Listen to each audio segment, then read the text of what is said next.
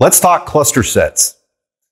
A less popular but very beneficial strength and power training methodology is the incorporation of cluster sets. The advantage you get with cluster sets is completing more reps with heavier weights, and this can simultaneously improve power, strength, and capacity.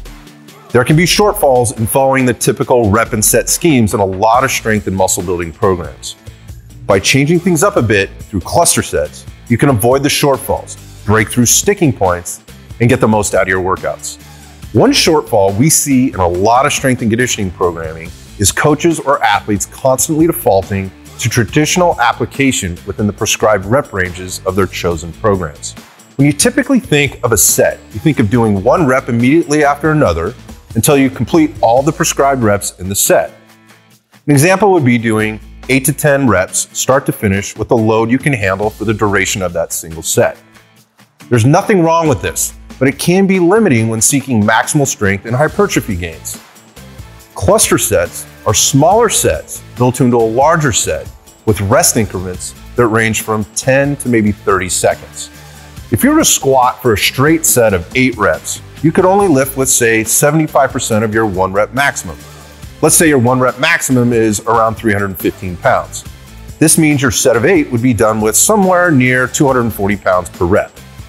But breaking that set up into 4 clusters of 2 reps each, with a brief rest in between each cluster of 2 reps, allows you to use closer to 90% of your 1 rep max for the same amount of overall volume.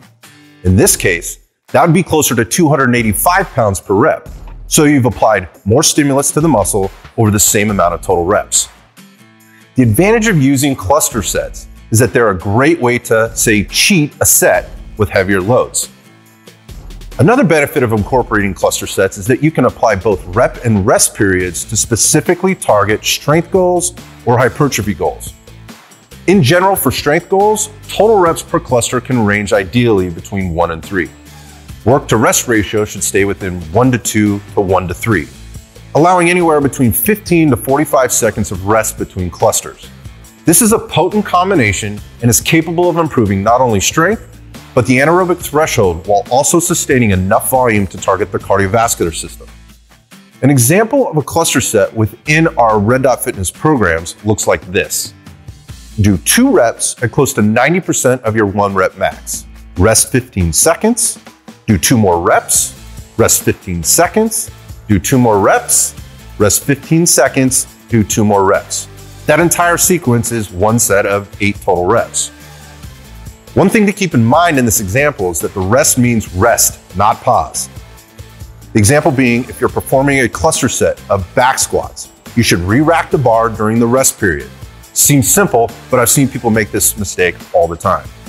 So, have some fun and challenge things up a bit by trying cluster sets in your training.